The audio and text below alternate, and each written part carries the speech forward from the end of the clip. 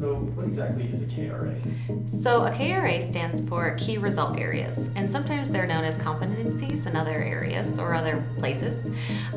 The great thing about KRAs and why I love them and use them in our company is that it allows the team member to know if they're winning or losing. So they know how to improve in their role. It takes the subjectivity out of any reviews or any performance issues, or it allows somebody to grow in a really awesome way because they know if they're achieving that outcome or if they're not achieving that outcome and the results they need to hit in order to increase their KRA. Can you kind of explain how you make a KRA? Definitely.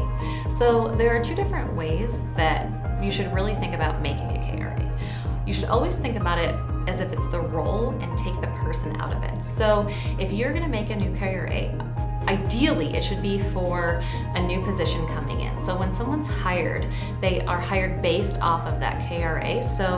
And then you would measure them to that. If you have existing employees and you need to reset accountability or reset roles, then that's another way to make them. So just thinking about it that way, but also the whole thing is that you should really not think of it as the person, but the role.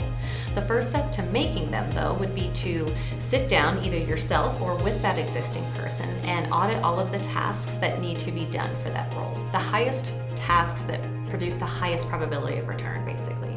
And then from there, you categorize them into basically results that come out from there. So each role should have tasks that get that done, that go to that results that get that done, that roll up to the outcomes.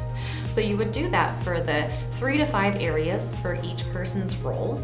And then from there, I like to do it if you have an existing person. I like to have them do it and then you do it and then compare the two.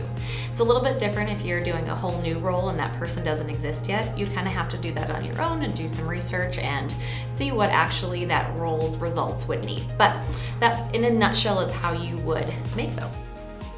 And how do you review off the KRA? So our review process it's been a journey, let's put it this way. And so how we use our review system is we actually use the program Lattice, and we bring in the competencies or KRAs, and we have the team member evaluate themselves first. So they'll score themselves on a scale from 1 to 4.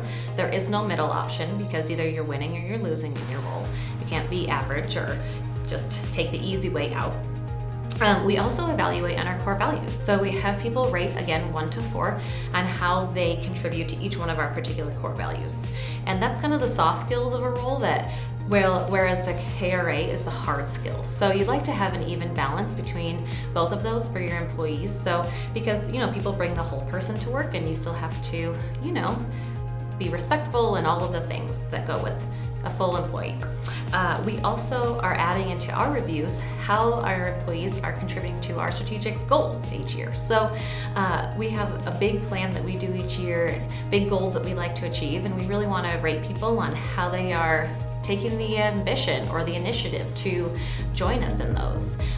So that's another thing. And then on the growth plan. So based on your KRA, you should set up a growth plan. We'll talk about that in a separate article, but they should then be contributing to that and trying to improve themselves and trying to grow both those hard skills and soft skills. And so we'll also rate on those.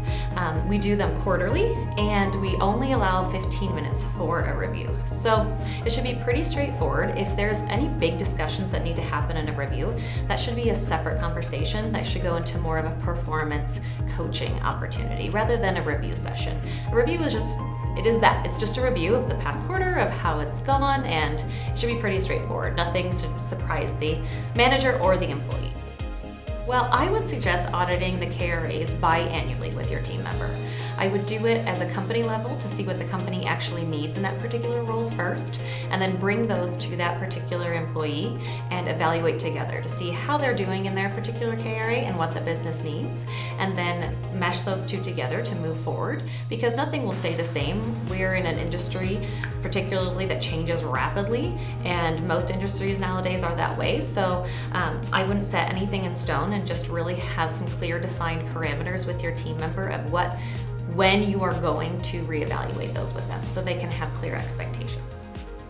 So I recommend that a direct report touch base with their manager and vice versa on a monthly basis in their one-on-ones on their KRA, just to see how things are going, see if they're winning, losing, more frequently is always better. I mean, an employee should be focused on that weekly, in my opinion. Should be looking at, hey, how can I improve this area of my outcomes? How can I improve this? But at least from a direct report and management side of things, at least monthly and a one-on-one is ideal.